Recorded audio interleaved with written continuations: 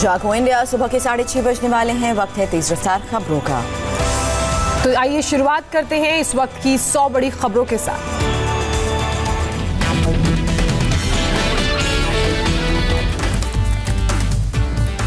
पुडुचेरी में आधी रात टकराने के बाद कमजोर पड़ा तूफान। किसी बड़े नुकसान की खबर नहीं। करीब 120 किलोमीटर की रफ्तार से चली हवाएं।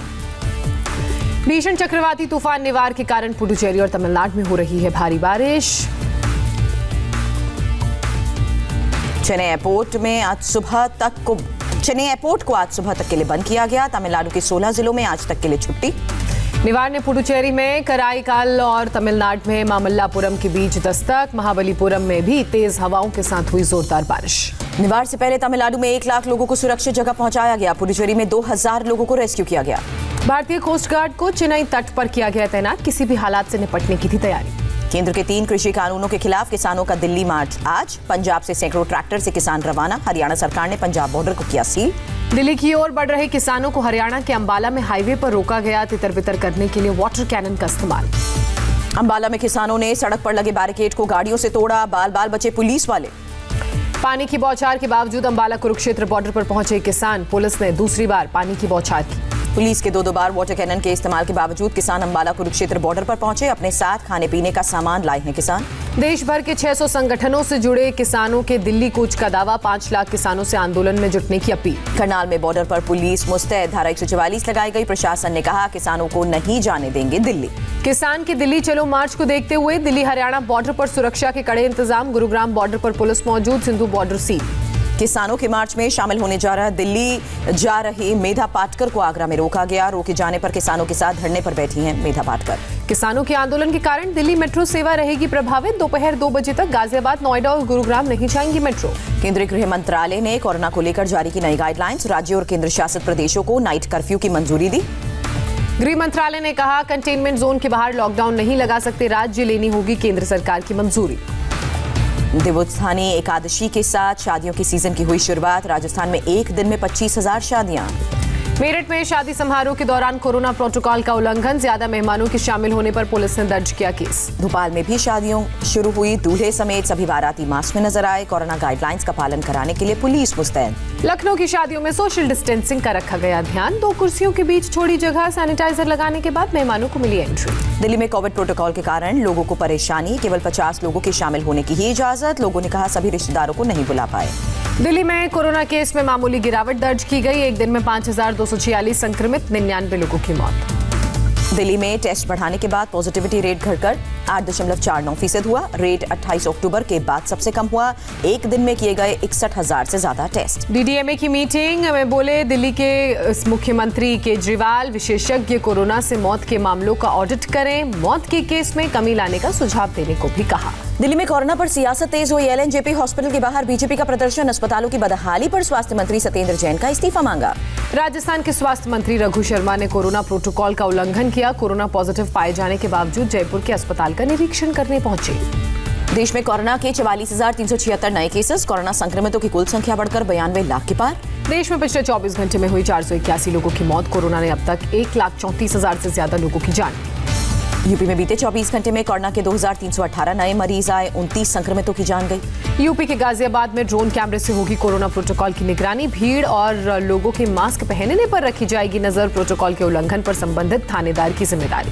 कानपुर में भी भीड़ पर ड्रोन से रखी जा रही है नजर। बिन मास्क घूम रहे लोगों का चालान कट रहा है। लखनऊ में कोरोना फैलने से रोकने के लिए धारा 144 1 दिसंबर तक बढ़ाई गई। धार्मिक, राजनीतिक या सामाजिक समारोह में 100 से ज्यादा लोगों के शामिल होने की इजाजत नहीं।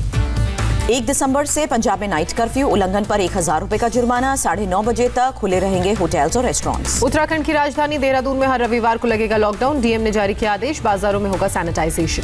महाराष्ट्र में बीते 24 घंटे में कोरोना से 6,159 लोग संक्रमित हुए। 65 लोगों ने जान गंवाई।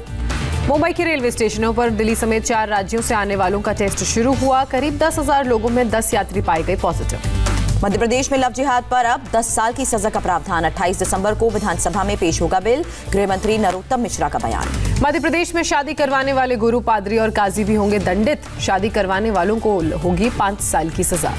लव जिहाद पर शिवराज सिंह चौहान का बड़ा बयान। कहा मैं मध्य प्रदेश की धरती पर लव जिहाद नहीं होने दूंगा। हरियाणा के गृह मंत्री अनिल विज ने लगाया योगी जिंदाबाद का नारा। कहा, योगी की तरह हरियाणा में लव जिहाद पर बनाएंगे सख्त कानून। पश्चिम बंगाल बीजेपी के अध्यक्ष दिलीप घोष पर मुर्शिदाबाद में हमला, काफिले पर पथराव।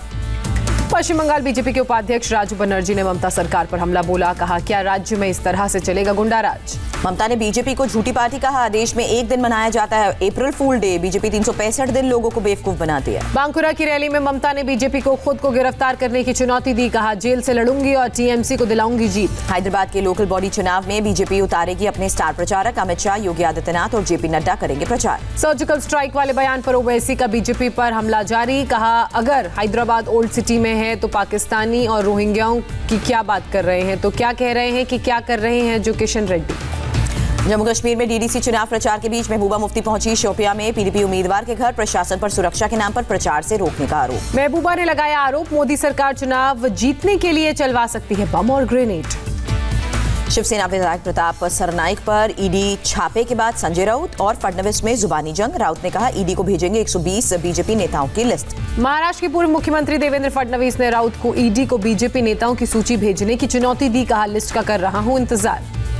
कांग्रेस नेता अहमद पटेल का शव पहुंचा भरूच के अंकलेश्वर। आज पैतृक गांव में अंतिम संस्कार होगा। राहुल गांधी शामिल होंगे। अहमद पटेल के निधन पर 3 दिन कांग्रेस मुख्यालयों पर कांग्रेस का झंडा आधा झुका रहेगा। असम के पूर्व मुख्यमंत्री तरुण गोगोई का राजकीय सम्मान के साथ अंतिम संस्कार आज। असम सरकार ने 1 दिन का राजकीय अवकाश घोषित किया। विजय कुमार सिन्हा बने बिहार विधानसभा के स्पीकर। हंगामे के बीच हुई वोटिंग में महागठबंधन के अवध बिहारी को हराया। 51 साल बाद बिहार विधानसभा में अध्यक्ष पद को लेकर वोटिंग। महागठबंधन ने उम्मीदवार उतारकर वोटिंग को रोमांचक बनाया। बिहार विधानसभा के अंदर स्पीकर के चुनाव को लेकर तेजस्वी यादव ने बड़ा आरोप लगाया। जनादेश की चोरी का आरोप लगाया। जीतन राम मांझी का तेजस्वी को जवाब। कहा, जब लालू यादव सांसद थे और राबड़ी देवी सीएम थी तब भी कोई सीक्रेट वोटिंग नहीं थी।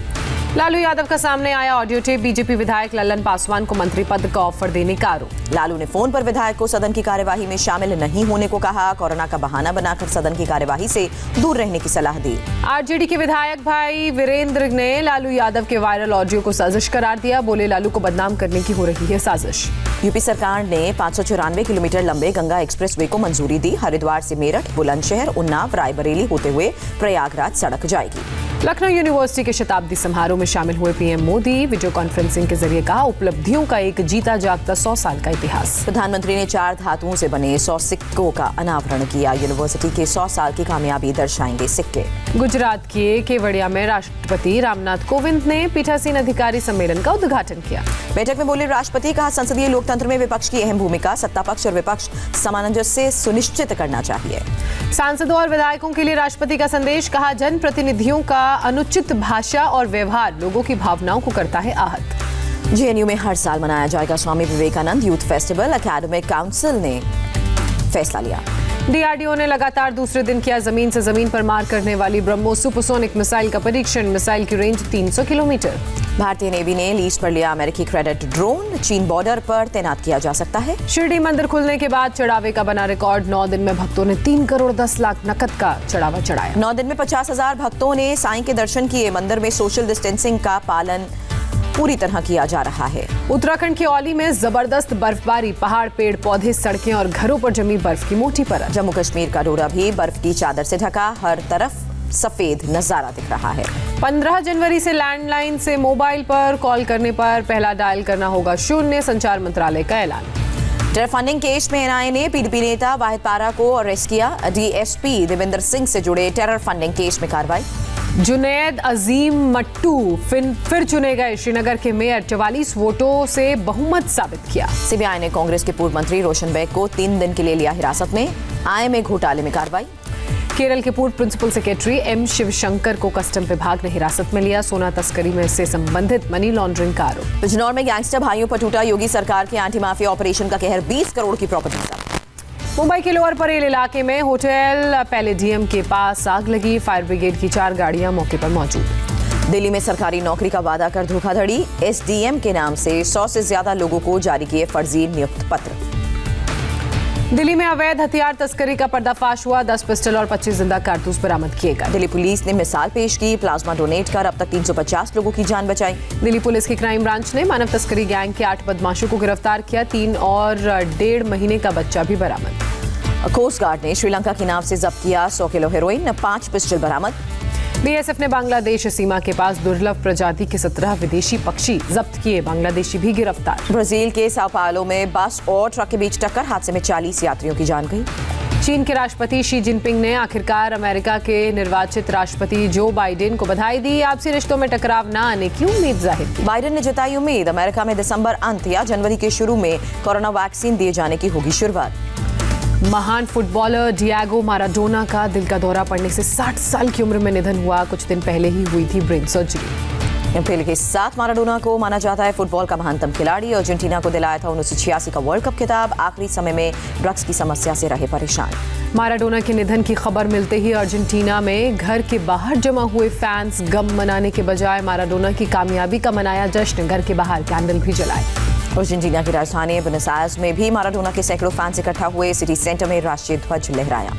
पूरे यूरोप में चैंपियन लीग मुकाबलों के दौरान माराडोना को दी गई श्रद्धांजलि। मैच से पहले स्टेडियम में खिलाड़ियों ने रखा 1 मिनट का मौन। इटली में नेपल्स क्लब के बाहर माराडोना को श्रद्धांजलि देने के लिए भारी भीड़। 1984 से 1991 तक नेपल्स क्लब के लिए माराडोना खेल चुके थे।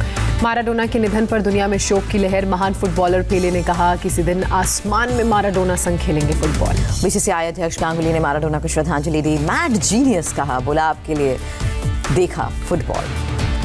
संकट से घिरा लक्ष्मी विलास बैंक का शुक्रवार से डीबीएस बैंक में होगा विलय। 25,000 तक निकासी की सीमा होगी खत्म।